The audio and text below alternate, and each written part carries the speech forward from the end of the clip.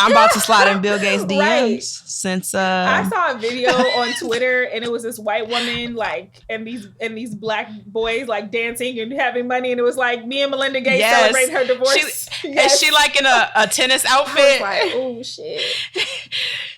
Celebrating her divorce and they didn't have a prenup. Because why would they? I mean, I feel like they built that entire empire almost together. So it did not surprise me that they didn't have a prenup. And they are also big philanthropists and they give a lot of their fucking money away. So, but I was like, damn. Oh yeah, all them scholarships a Gates that they give. Scholar. They paid for her undergrad and graduate degree. Yeah.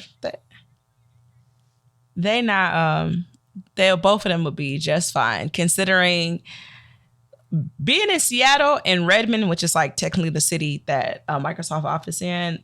They have all their own city. They have their own world. They own Microsoft dominates that. Yeah, it's like those tech campuses are very advanced. I've worked on a few, and they're. I mean, tech industry just. See, I need to find something. And this leads me to this other thought that I've been having all week.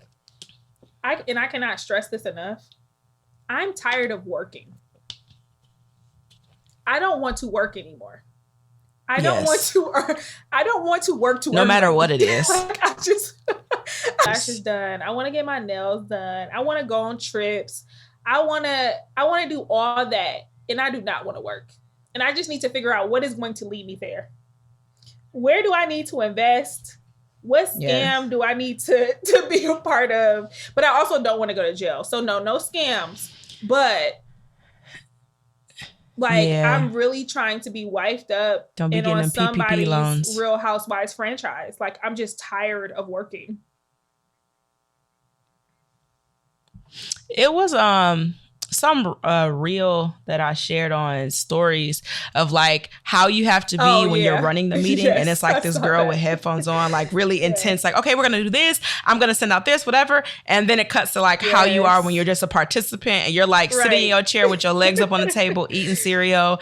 And I'm like, and it made me think I never just exist in meetings at work. Girl. I'm running everything. Every single action item is mine, or like I own the outcome of it. It's never just, okay, yeah, let me just sit in here, say some two cents that sound nice and then leave. And then that's like, why did I strive to be that? I cannot stress enough. This person? I don't want to do this anymore.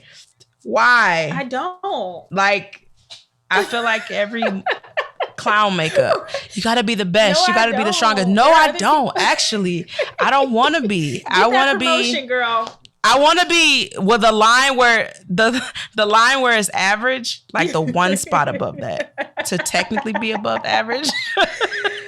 But just barely, like that 50 spot, 50 or 49, just above average. And I feel that's where I'm trying to be. I have this uneasiness because I'm like, what am I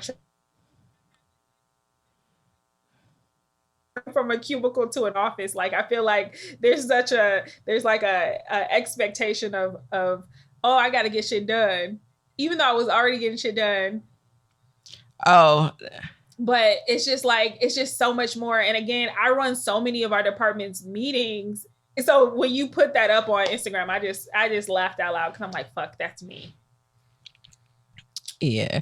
I even have in my work calendar of like color coding the type of meetings that I have. So this is TMI of my organizing, whatever. My purple events are like meetings that I just have to attend. And then the ones that are gold are like that I have to run. And my calendar looks like a fucking yellow starburst because you're running all of the meetings. All of them. Yes. Like, how can I continue to increase my salary but decrease my responsibilities? I just need to and tasks, and then never have to work after like. I be watching Shark Tank because me and my boyfriend are really old. We're like 65, and I'll be like, damn, I just need to come up with one good invention, just one good invention. And patent it, and I'm good. I'm set for life.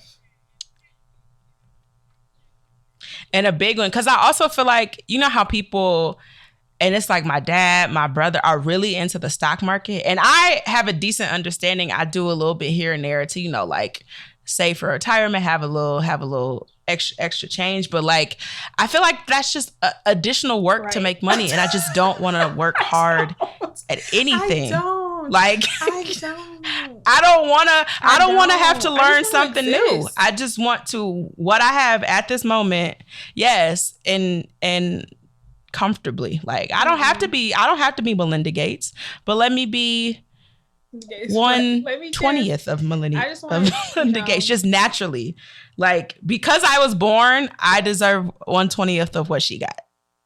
just off GP. Like this capitalist society that we live in, and this all I do is grind and I don't sleep. I want to sleep. I want to sleep. Right. I sleep, you grind. You sleep, I grind or some shit. Like work hard, play. No. And the thing is, 4 years ago, I used to be that bitch of like, nope, I work harder. I think and then I'm just like, feels like, Lord, why? 31. Why? Yeah. Wow. Like, no. Yeah. I don't want to be. Did you see that? I think you reposted it too, that video of, what is it? Dwayne Wade became owner of the Utah Jazz. Yeah. So they're like at a restaurant and Gabrielle's congratulating him like, yeah, we really great. Just doing it with our family. Like, and he's like, take care of the bill. I'm like, I feel as much as I'd be like, yeah, I'm independent. I could pay for my own. I could do whatever. I mean, one thing I love more than having my own money is spending someone else's. Always. Same here. I know. Always. See, Ruben will never go for it, and that's the fatal flaw. See, he just needs to be my side. He needs to be my side thing, and then I need to find like a sugar daddy. And I feel like we'll both see. Yeah, it's just to secure y'all. Yeah, it don't have to be for life. Yeah, it's an investment. Whatever happens. We invest a few years. Hopefully. Yeah, you can give one baby for security. Well, I'm not even see. Wait, did Anna Nicole Smith give? See, some people don't have to give babies. See? Oh, no, she didn't. Yeah. Yeah. But you got to get them older. You got to get them older, close Hopefully no kids. Nobody that's going to contest the will. Close to glory. Yeah. That's true. I just hope y'all realize you got to do your research. How over it me and Dana are. Like, I'm just ready to be, I'm ready to be full on city girl. I was telling my mama, I was like, I used to have dreams of being like manager of people who also have people working under them and like really having, high up. Like Monday, I told my mama, I was like, yo, if I can keep increasing my salary, I'm about to be an individual contributor. That's real.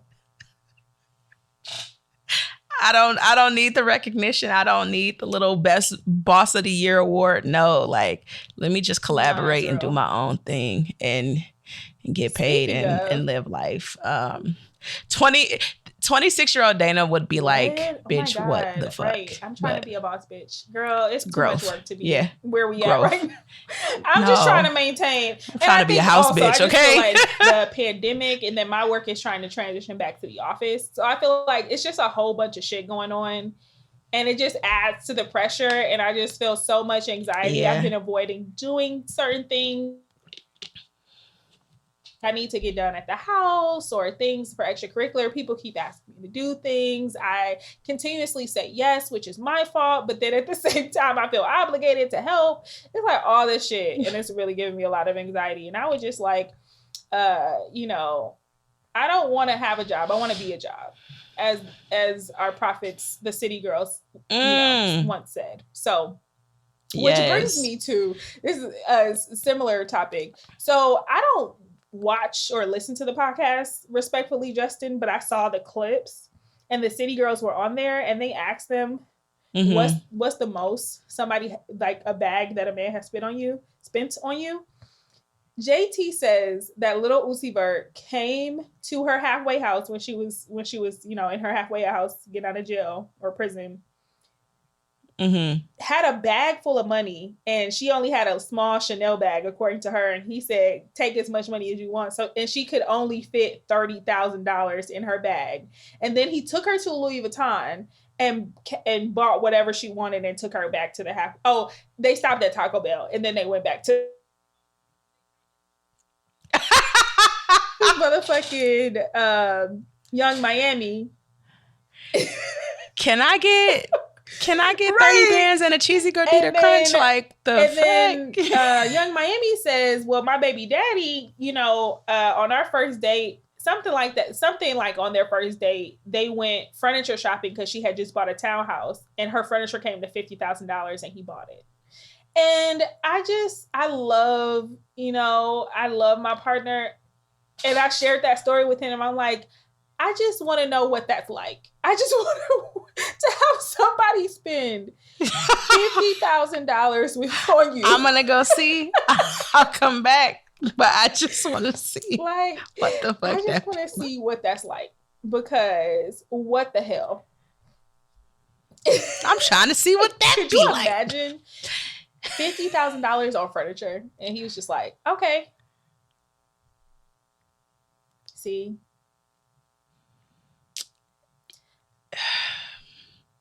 And then you got bitches bragging about how hard they work for their money, saying they independent.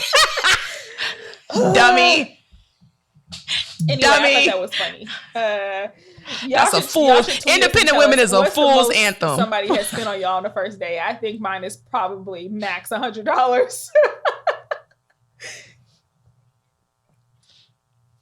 Now, not spent on me, period. On a first date, though, well, I'm sure $100. With inflation, I had a 200 in Seattle, but it's also Seattle, so, but damn, I'm not doing life right. Now I get the girls like me lyrics. Yeah, I really right. watched that clip. I really watched the clip of JT and Young Miami saying that a million times, and I made Ruben watch it, and he's like, "Okay, I get it." Like I'm just like, I don't. You should. It's like watching it and then painting clown makeup on your face. Like, wrong thing. This is what they doing in life. This is what I'm doing in life when I get up. It's like that. I also shared that that meme of it's like the girl getting out of bed looking depressed as hell. Like, I guess I'll get up and get to this bread. Bread or whatever. Speaking of somebody who gets to the bread, horrible. Let's get into our queenship. Horrible. So this week we are honoring Natasha Rothwell, who is a producer, actor, and writer. And she's most well known for Insecure, even though she's had a few roles that I've enjoyed of hers. She got an overall deal. Oh yeah, she's Kelly. She's Kelly in which I would love a spinoff. I would not be mad. Yeah, honestly, she need more screen time. I hope they gave her a little bit more. Yeah, more screen time because she deserves. Well, she got an overall deal with ABC. Yeah, so she's going to produce some shows, multiple television projects with her company, and I love this. Her company is called Big Hattie Productions after Hattie McDaniels. So I thought that was really cool. And for those of you who don't know, Hattie McDaniels was the first Black woman to win an Oscar. She won for Best Supporting Actor, but she did win it for Gone with the Wind, which is very racist. But Hattie broke the glass ceiling at the time. She did what needed to be done. Now, almost 100 years later, there's only a handful of Black women who have won Oscars. But but I love that Big Hattie Productions. So congratulations. That's what's up. Maybe she'll give us some better content or some good content. I know she'll give us some good content, but better than I feel like I put a lot on thinking when Lena Waithe was getting like all her deals and stuff on the come up. I was like, oh, we're gonna get some quality Black cinema. Well, that leads us to today's topic. I'm regretting saying that. That leads us to today's topic. So we wanted to talk about because Data and I have been faithful viewers of a Black Lady sketch show, which was created and is created and starring and produced by Robin Thede. Starring And so, you know, I actually remember Robin Thede when she had her, it was like a BET late night show, right? What was it called? I can't remember. Oh, Late Night with Robin Thede? Is that too easy? I thought it was something more catchy, but it could be that.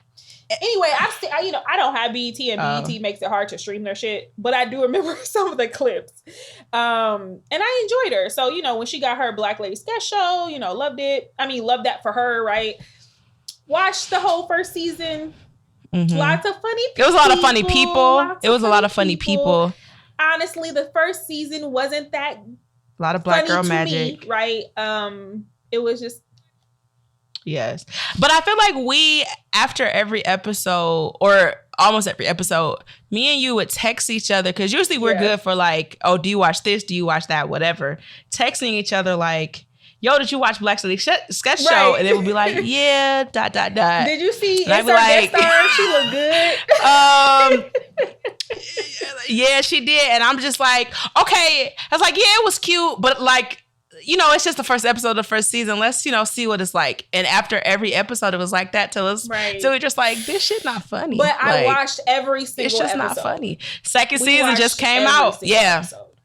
Within the first weekend, I feel like, if not the first weekend each episode came out, I was definitely, you know, catching up versus like binge watching anything. Second season just came out, same thing. Like, is it me? I feel like I text you, is it me? Why is this not funny to me? The first episode to me was painful to... I don't even want to waste my time watching it because I just do not find it funny. But I have this, I don't know, this feeling of obligation to watch it and support it and make sure it gets the views that it wants. Because there's plenty of mainstream shows, aka white shows, that are bad, right? And they get renewed and they have their lane. And so I'm like, this is made by a Black woman. But watching episode 2, I was really struggling. Even with having my phone in my hand, I was struggling to get through it. Yeah, I don't actually like stop and listen and laugh. It's kind of just like it's on, and I'm like, huh. Oh, like, I see. Okay, I can like, huh. That's the laugh. Like, I think I haven't thought about the game MASH. You know, where it's like you choose how many kids you're gonna have, who you're gonna marry, whatever. I used to play the hell out of that in middle school. So they had a skit that was like that, and I was like, oh, that was funny. Like, I haven't thought about MASH in decades. Like, oh, that was funny. I used to play that. But it wasn't funny. And like, to your point of that feeling of obligation, because I'm also telling you, like, we can't stop watching it, I tried to say, I felt so bad. I texted Dana and said, do I have to watch this? And Dana said, yes, you do have to watch this. Yeah, we still have to watch it. And then today I sent Nina a screenshot when I'm scrolling on Twitter, and I see people saying, oh my God, I'm cracking up at Black Lady Sketch Show. Like, I'm laughing actually out loud. And I'm like, I think I have a pretty strong and wide sense of humor. And I feel like I'm their target audience as a black lady. Why the fuck am I not laughing? Like, why is this just not funny? Why is this not funny? But and I was like, the first thing I said was, oh, they lying on the timeline. I said, they lying. And then I screenshot had my good friend Shar in it. So I text Shar, love Shar. She's a friend of the show. And I was like, Shar, like, please tell me what I'm missing, because I do not think this show is funny. And she was like, oh, you know, I think it has its moments, but she was like, generally, I do find it funny. And I was like, wow, like, I just don't get it. Yeah. That makes me happy to think that it's just me and you. And it's like, so that gives me faith that they're still going to do well, because they have a lot of great guests who come on the show. I feel like we don't really get to see Black women in comedic roles, so it's like good at in shedding light. I just don't find that shit funny, but I'ma still watch every episode, and it's gonna play. The episode is gonna get played. I can't say that I'm going to watch it, but the episode is gonna get played. But that goes into a topic, I feel like, as far as the obligation to support Black art, media, And for the most part, for me, it doesn't feel like an obligation. It's just like, this is what I want to do. I'm usually more excited to support something that's Black owned or someone behind it.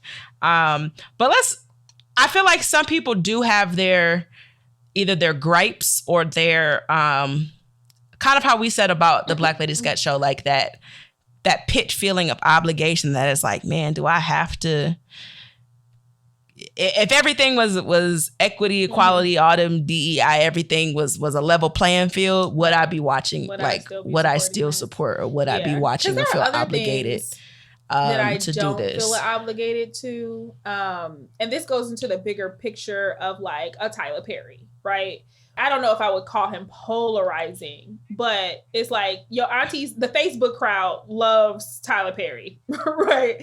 And then you have the And Dana watches Sisters. Oh my goodness.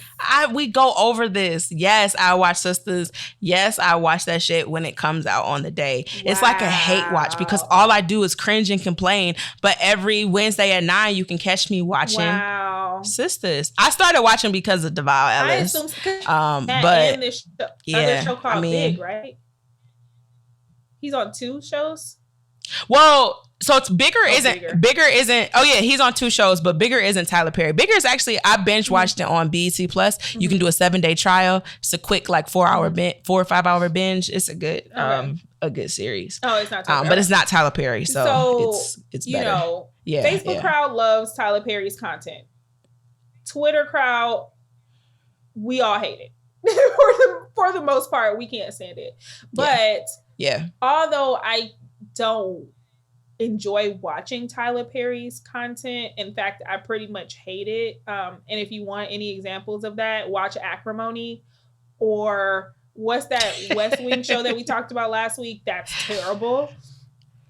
Oh yeah, the political. Oh my goodness, yeah. Or there's one where like a cult, and they just have like men randomly slanging their dicks out to like in a seminary or something. Everybody gets AIDS. All the light skinned men are the heroes. All the dark skinned men are the fucking bad folks, and everybody has a bad lace front. I just go to that line in For Colored Girls. What did Janet Jackson say? And who was bending? And who was bending you over? And that's, the funny thing is, that's probably one of Tyler Perry's better projects. Up there with The Family That Prays. The Family That Prays is probably my favorite Tyler Perry movie because it has more rewatch value. But a woman gets slapped in that movie, so there's the bar. So anyway, you know, I don't like his content, but what Tyler Perry Studios has done in Atlanta, he doesn't hire writers because he has a thing about writing his own shows. That's sort of extra money. That's how he was able to pay Taraji P. Henson her largest salary to date or to raise the bar, because he's the light man, he's the audio, he edits. Fucking crazy. He said, I ain't paying nobody. Like, all this money is mine. Then your content would probably be better. Because he's writing full shows like Sister. He identifies as a man, but writing an entire show from the perspective of a woman or multiple women. So straight women. That's just weird to me, right? Yeah. And apparently he's had writers in the past, but he didn't like anything that they gave him. So anyway, he posted something about how he also writes whole seasons in like a weekend. So it's like, are you proofreading? Like, what is flowing through? And it shows that he had like a 3-day writing seminar for 8 projects. I'm not a writer, so. And same thing with Lena Waithe. You know, another creator that I don't enjoy everything that they put out. In fact, I tried to watch them and just couldn't. Like, me and Ruben watched the first like 2 episodes and then just decided to stop. Same thing with The Chi, except shout out to my very good friend James Rogers, who is a writer on this season of The Chi. So we're going to be watching that as a family this year. But it's just like, all that content, and I'm just like not interested in some of it but I do feel bad about not watching it because there's not that many people in Hollywood that have those types of opportunities. And so it's like, these are people who are opening doors for other creatives. Yeah. Yeah. And the first thing they say is when stuff gets shut off or don't get renewed, it's like, there was no viewers. They didn't have any viewership, any backers. So it's like, okay, let me give it a try. Yeah. So it's like, there needs to be more to let a more, and when I diverse, I mean views of Black creators to be able to produce some shit. Like, I want more, and I guess some people have gripes with Issa Rae too. But like, I want more, as far as what I like, more content of Issa who has creative breadth and depth as well. Not necessarily like her same get up in shows or projects, but like just can touch people and have that much creative, range to try different things. But how do you feel about supporting Black businesses? Do you feel like an obligation? Are you one of those who now say, I'm only doing Black businesses, or do you kind of go out your way to support, or how do you feel about those? Is there an obligation there? I have tried. I mean, I do try to go out of my way to find Black business first. But unfortunately, I've had bad luck. So I don't want to contribute that to like clearly generalizing, but I personally, Nina, have had really bad luck. I try to, I have a house now. So I tried to get a Black contractor. And I'm in this Facebook group of all Black contractors, and getting people to return your phone calls or to come and give you estimates, even if you're willing to pay for those estimates or follow up. And then I end up having to rely and unfortunately go to somebody else who is non-Black, I won't just say straight up white, right? Because that's not necessarily the case. Most of the people I deal with are people of color, but they're not Black. Even when it comes to like my nails or my waxes or my hair is something different. It's just kind of like, I'm annoyed, but I don't think I would go to a non-Black person to do my hair. But it's really tough. And even in the last few months, I've had some really, really traumatic experiences with some of those services that I've tried to get from Black businesses. And I've expressed like, oh, this wasn't done correctly, and just straight up no responses. No follow through, no, oh, I'm sorry that happened, let me fix it, like just nothing. So that and again, I don't want to generalize and say that's all Black, because it's really not. It's just I just have had really bad luck. Yeah, you do have a lot of not great stories, I feel like, in your adventures of going out. Me living in Chicago and trying to get anything done. Yeah. Was it like this in LA? You know what? Let me think. Well, you know what? I didn't have as many services to try to contract out. I lived in an apartment, so it's not like I needed stuff from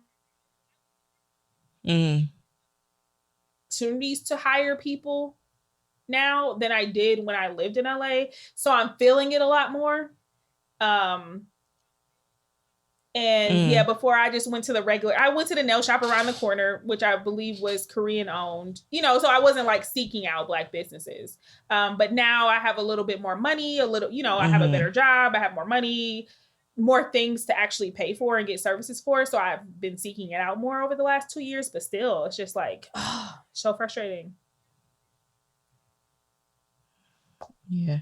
I haven't had as bad of experiences as you had. The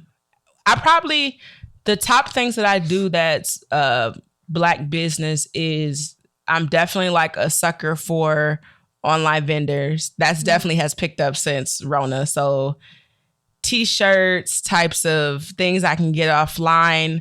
I try and find a Black vendor or business before I go to Amazon.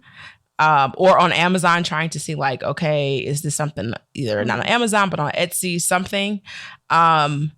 the black restaurants that I go to when I'm at home in Detroit. Actually, I went to a lot of black restaurants in Seattle, and those just made me feel like home. Like it was a chicken and waffle spot. But I think that's Seattle compared to Chicago or to like Detroit.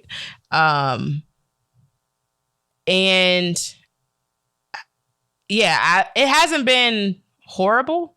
And I'll give you at least 2 tries. I think that's probably the difference between black businesses versus other businesses. I have more empathy. I give them more grace. And other than if it's a specifically like a white business or a chain or some big conglomerate, it's like, nah, I'm done. I'll try something else, or I'll also be louder in my complaints. Like I purchased something online, and it was a girl who was like hand making patches, and I think somebody famous retweeted her, and she blew up. And then like she kept sending emails throughout the summer. It was probably like 2.5 months delayed. And granted, I didn't need what I was buying, so I was also like my levels of patience was extended. But I'm like, I'm just happy she's getting more business. And she's like, I'm the only person doing this. I'm doing this by hand. Like I'm trying to keep everything updated. Blah blah. So I'm like, I have a little bit more grace. And try and seek them out more versus and I think when I go out to, especially in Seattle, like on dates, it's like if I'm deciding somewhere to go, I'm gonna say, well, let's go to this black-owned place instead of let's go to this chain. As you were talking, I was like, I guess it is easier where I do show out and show up for black businesses for sure is like restaurants and. Like to me, that's the easy part, right? It's like, of course I'm going to support this black restaurant or try to find new black owned businesses. I'm in a few Facebook groups of Chicago black owned businesses. So like when people like post stuff, I'm always like, let me buy something or let me check it out or let me bookmark this for the next time I go out or whatever. And even, and clearly in my day job, part of what I do on a daily basis is create more opportunities for Black and Brown business owners, property owners, homeowners. Like that's literally what I do at work, right? So I'm like, it's inside and outside of work. I'm always thinking about how I can get more opportunities to Black and Brown folks. But my personal experience has been like almost needed. Awful when it comes to like services. Not products or food, but services. Yeah. I just get the short end of the stick. Yeah. And I think too, we both keep saying like there's this obligation in our stomach. I think that's also too, if you have a certain level of awareness or kind of just understand like how just the concept of when I think of all the beauty supply stores in my neighborhood are like Asian owned and it's built with families. So like that's generating generational wealth, but it's within our own community. And even when like all the topic of the looting and the shooting, like the shit is not ours. It's not ours in our own community to even be saying, to even care. Yeah. So even having something like, I'm going to take an active interest of like contributing to something that could be someone's family business or could recirculate the Black dollar within the Black community. Like that matters. That's important. So let me try. For me, it's like, let me make an effort. So then when I do need to go on Amazon real quick, it's like, I don't have that guilt of like, Dana, you know better, so you should do better. How do you feel about, speaking of like Black businesses, but like, to that point, if you have a friend or family who has a business or a hustle or something where they're trying to make money, how do you feel about friends and family discounts? Because I feel like niggas be taking advantage of those too. What? I'm trying to think.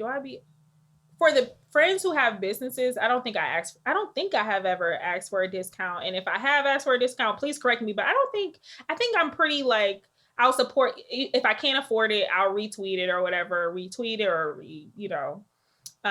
post it, or I'll just buy your product. Now, if I buy your product and don't like it, then what do I feel obligated to rebuy it? No. You know what I'm saying? Like, I'm gonna give you one good I'm gonna give you one good time for me to purchase something. And if I don't like it, then I probably won't repurchase it, but I might keep reposting your unless I just complete like, girl, don't, that's gonna give you like yeah, that's gonna give you a rash, girl, don't buy that necklace.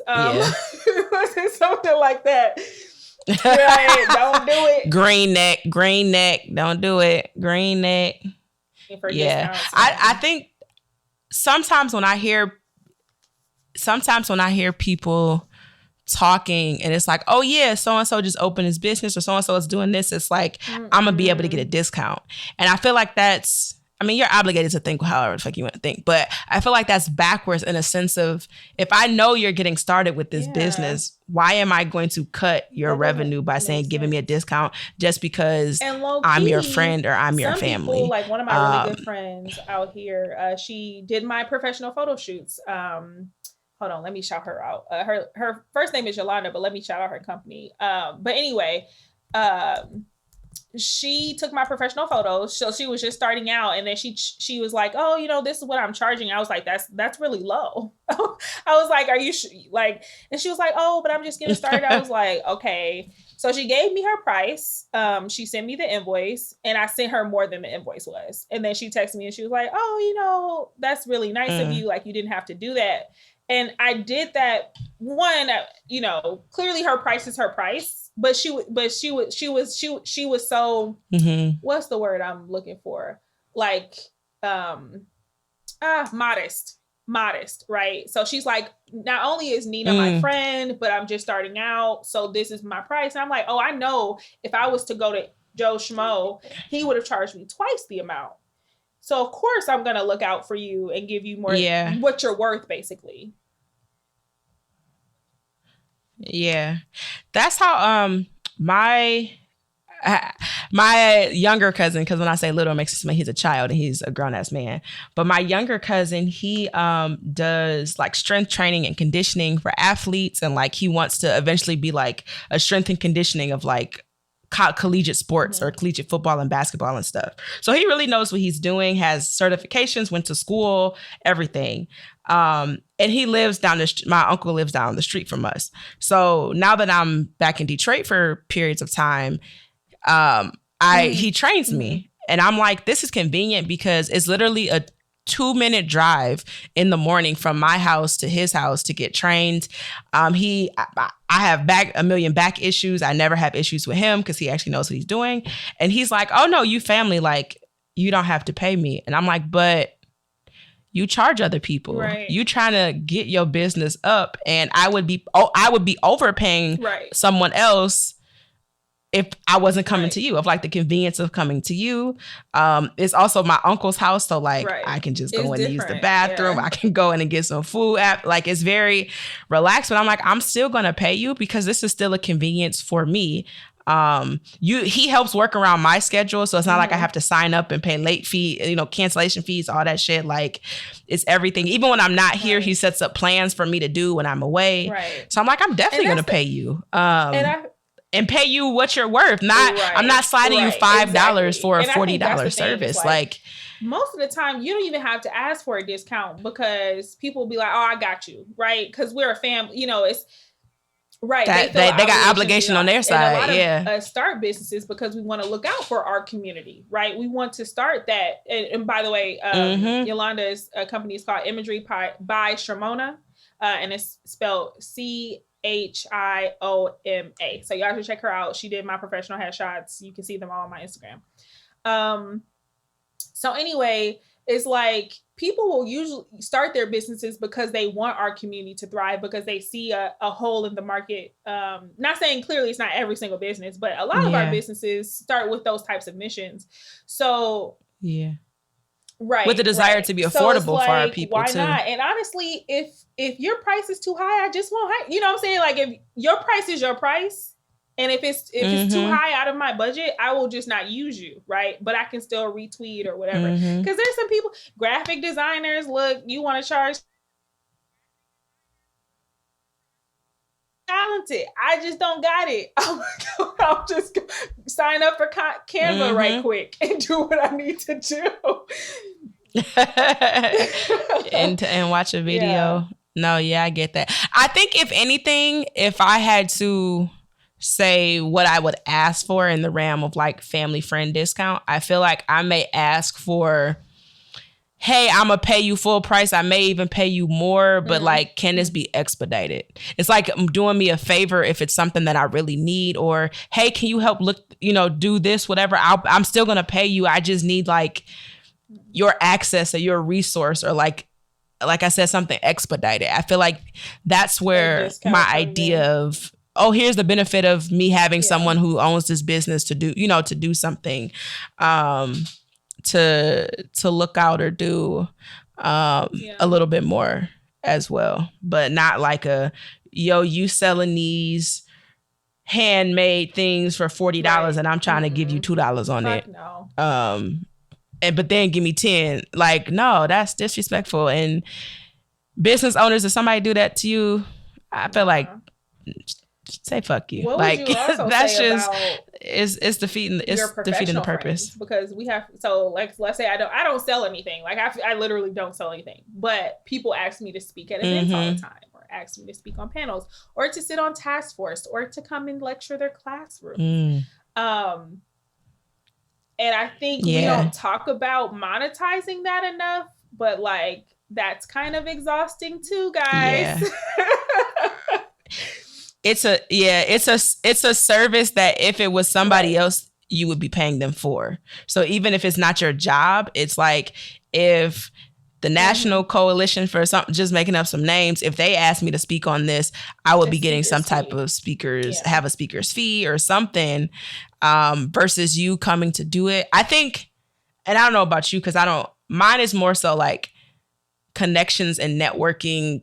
I'm interviewing for this job. Can you get an inside scoop into, I feel like everybody's trying to get jobs in tech. So like, like, can you connect me with this one person, or use your name to get me somewhere else, or to put me in contact with someone else? I feel like, shit, I just lost my thought. Connect you with somebody else when you're asking people for that. Yeah. It is a service. So it's still like, I wouldn't pay you to do this. I think for me, there's a lot of people who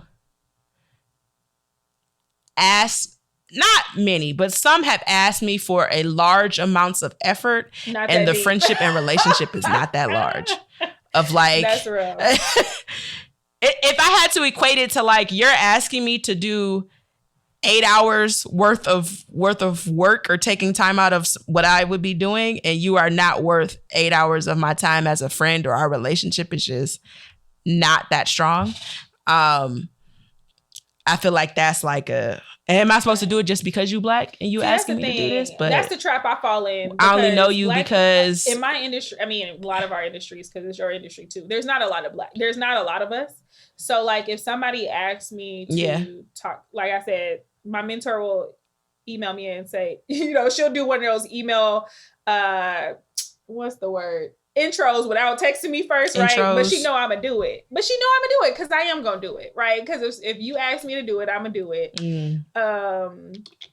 And so it's like one of those things where it's like, okay, but I also I do feel an obligation specifically for Black women who are entering the industry after me to like do that for them, because people work for me, but it is very much a lot of work. And then when people ask me this, I don't say no for young people. Sorry, that's what I went a brain fire. I don't say, if you're like a student and you're trying to figure some shit out, I will probably I will always make time. So even if I have to prioritize, it's, as Maxine says, the young people. I prioritize them over like I only get some acquaintance of an acquaintance. You don't have questions prepared, or you don't send me. Don't kind of top 3 things. If you contact me, you need to send me an invite. You need to have your questions ready, and we need to not go past the time that we've allotted. Those are my 3 pet peeves. Yeah. I want to send like a more detailed template out, because I get hit up on LinkedIn so much, and it's like, hey Dana, I see you're in this, would love to pick your brain. Can you carve out 30 minutes? And I'm like, no. Because what does that say? Versus there's someone, hey, I see that you did this very specific thing. Yeah. I'm currently doing this very specific thing and want to ask you about this very specific thing. Can you carve out 30 minutes on a call? Can we do through email? Can we text? Like whatever communication works for you. I want these questions answered. Right. Then it's like, bet I'll do whatever. But ain't nobody picking my brain. I'm sending no, no, it's my thoughts are expensive. So no, into some shit, and I'm like, well, I'm glad that idea worked out for you. No, I agree. And now speaking on panels and stuff, I mean, it's a little bit different for me because I have a certification that I have to maintain. So sometimes my volunteer opportunities, I just use it to like do my certificate maintenance. So I work for the government. So I don't trip if I don't get paid, but not being asked if I want to get paid or being offered to get paid, that kind of grinds my gears.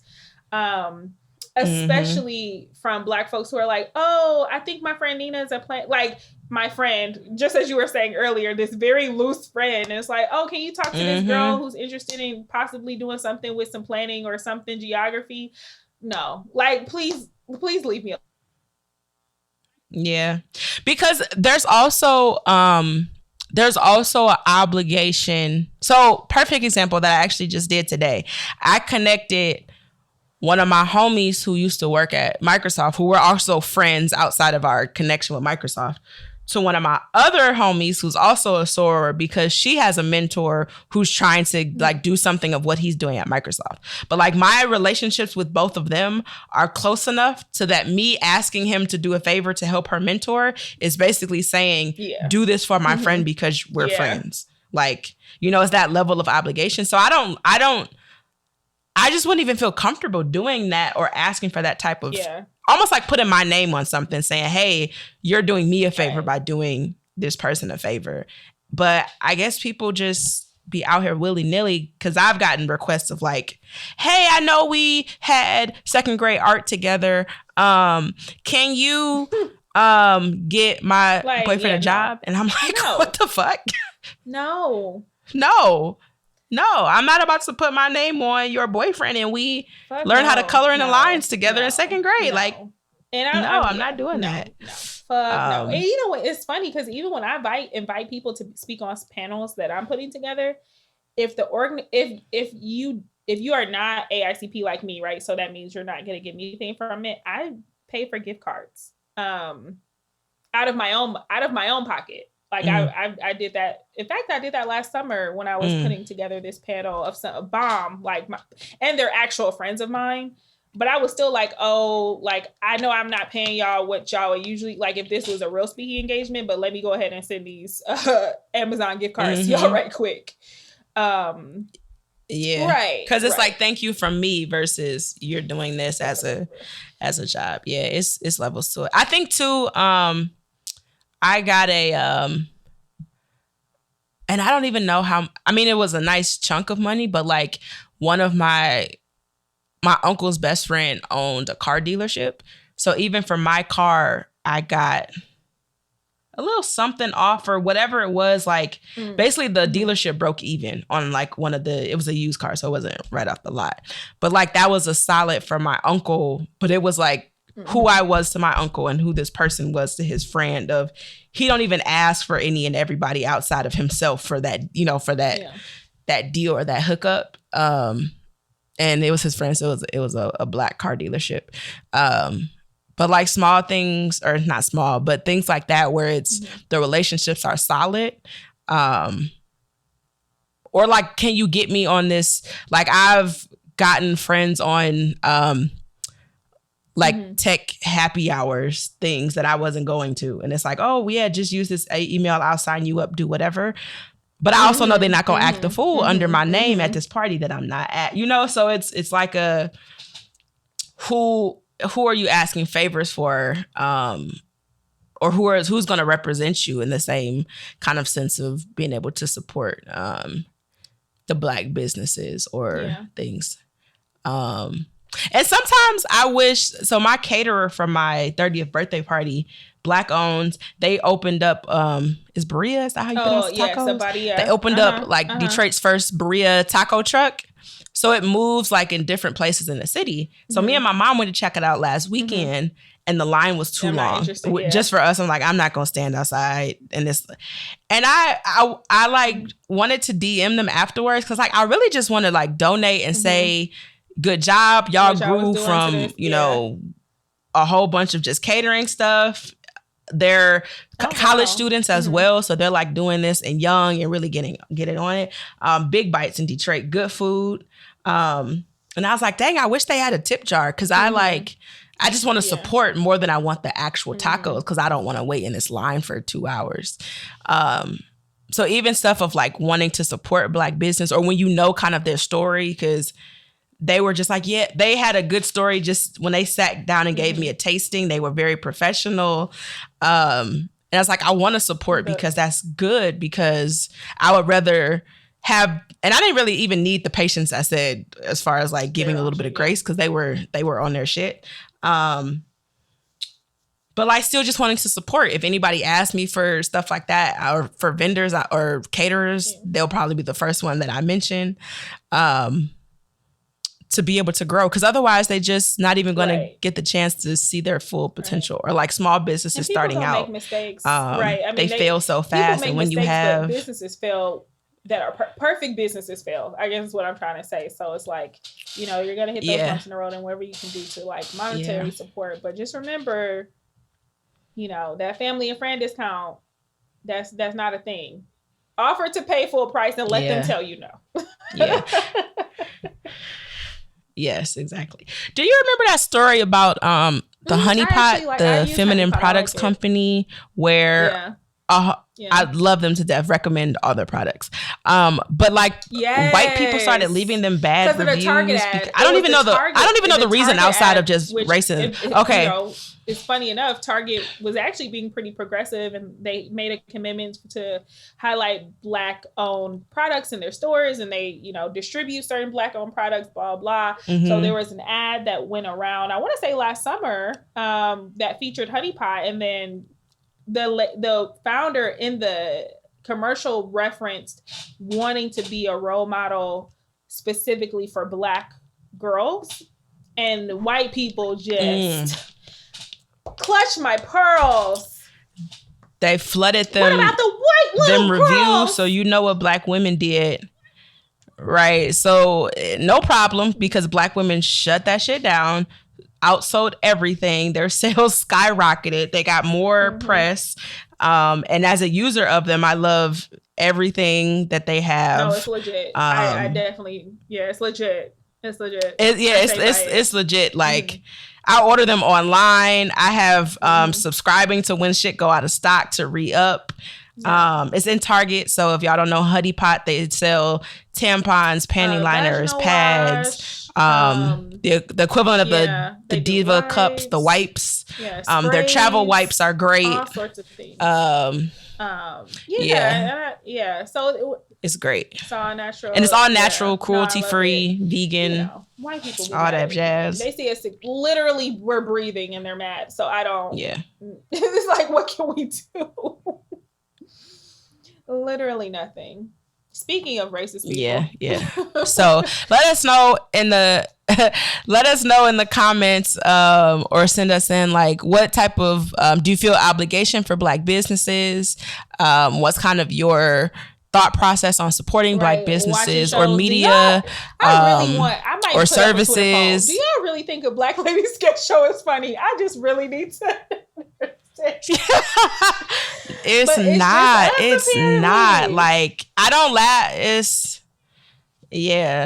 like okay, that could have been cute, but let us know. I'm gonna keep watching it. I'm gonna keep watching Sisters. I'm gonna keep watching. Let's slow down.